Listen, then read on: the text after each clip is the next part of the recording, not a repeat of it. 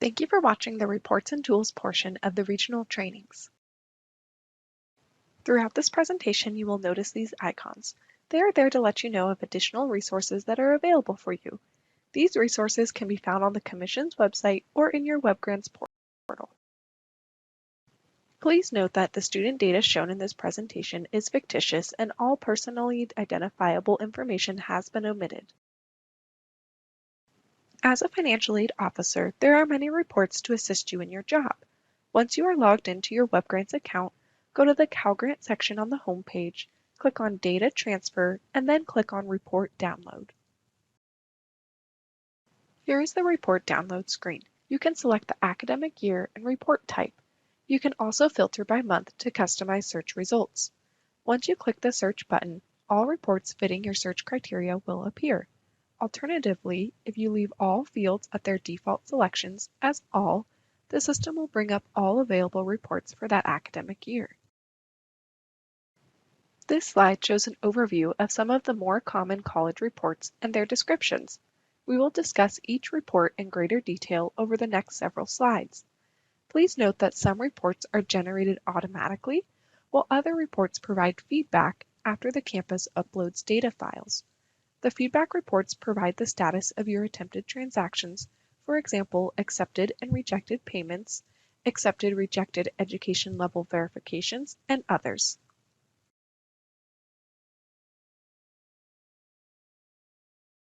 Each weekend, the Commission processes the transactions that were posted throughout the week. After weekend processing, reports are generated, such as the accept and reject report. Every transaction reported the previous week will be listed on this report. Any transaction that was rejected will appear at the top of the report in the rejected section. These records were not processed and will need to be evaluated by your staff. This section will also list the reason why the transaction was rejected.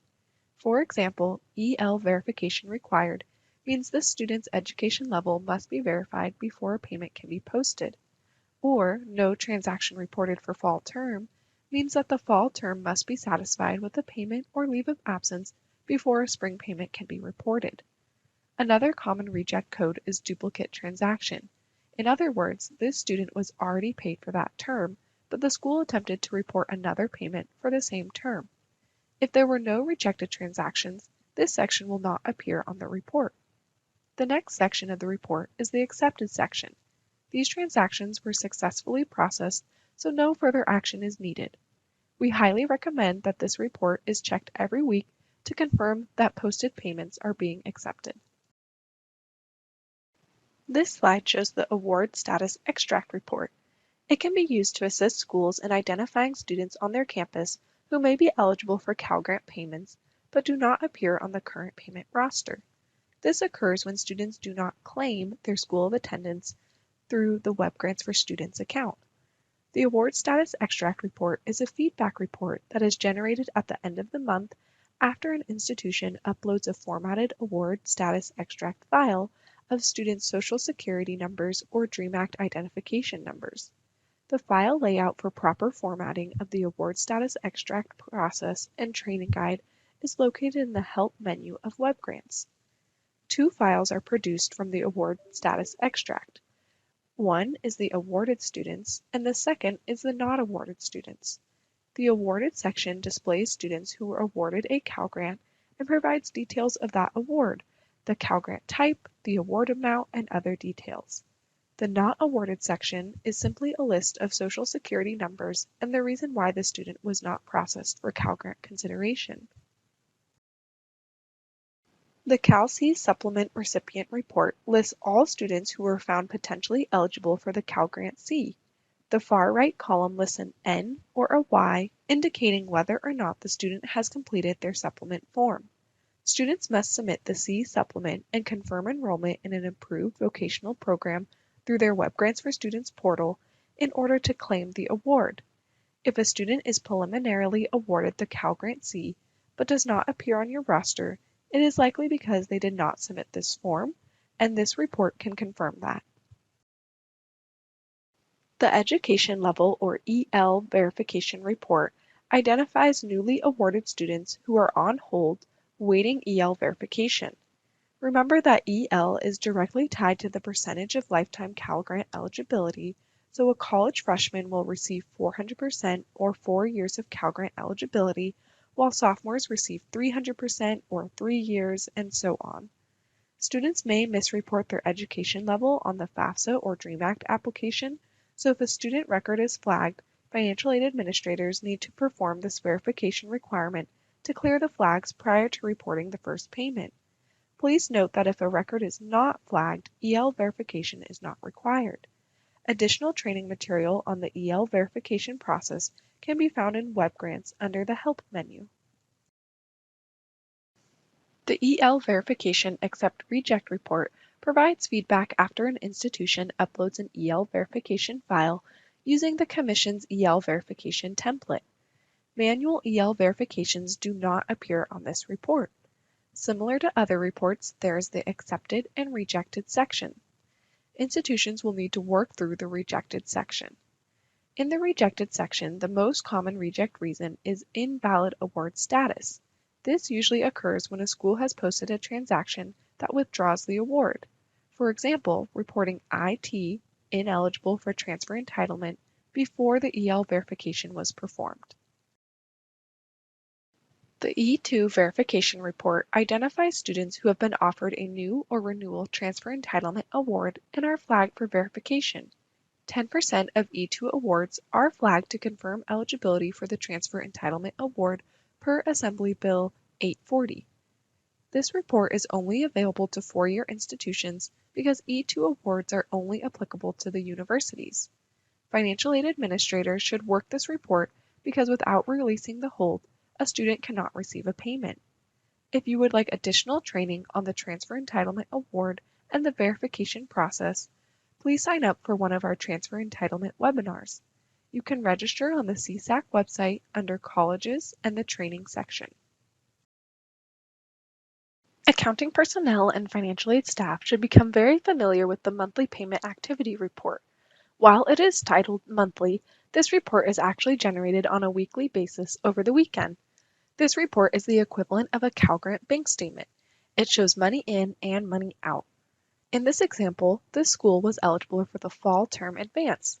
The running balance is shown on the far right until all advance funds are exhausted. This school exhausted their advance on October 25, 2019. Once advance funds are exhausted, the State Controller's Office, or SCO, will automatically apply additional supplemental payments to always keep the balance at zero. Please note, the initial fall advance is 95% of the Cal Grant payments that the school reconciled for the fall term of the previous year. Winter and spring advance amounts are subject to state budget and typically range from 25% to 50%. Not all institutions qualify for fund advances each term. New schools or schools with provisional status do not receive these advances. The School Change Upload Report is a feedback report that is generated after the school uploads a file of school change requests, and it identifies requests that could not be processed.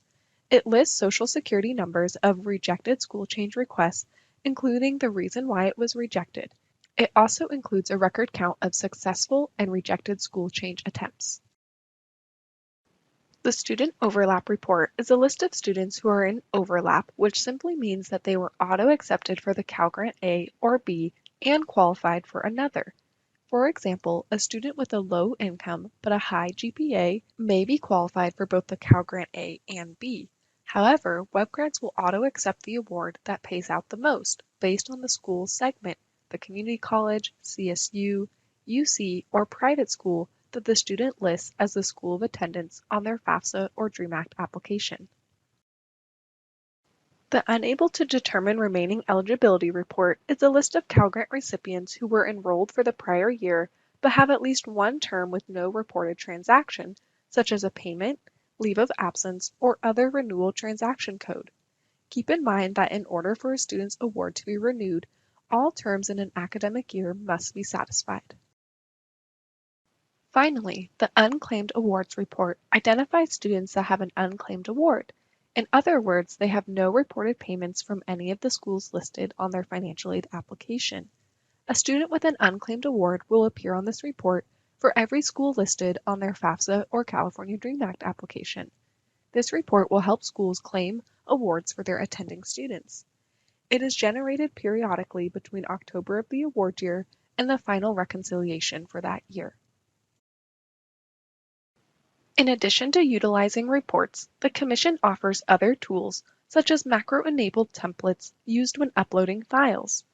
Learning how to customize your roster to filter out and display a specific group of students is also a helpful tool. For example, schools can customize a roster to display just foster youth, students with dependents, or DREAM Act applicants. Or you can pull up flagged records, for example, for education level or transfer entitlement verifications. You can even pull a list of competitive awards to confirm your students have been paid prior to the competitive recycle. There are multiple uses, and we encourage WebGrants users to play around with it and become familiar with the many options. We encourage everyone to engage with us on social media since we have a dedicated team working on keeping posts updated and relevant to the time of the year. Thank you for watching this video of the Reports and Tools portion of the regional trainings.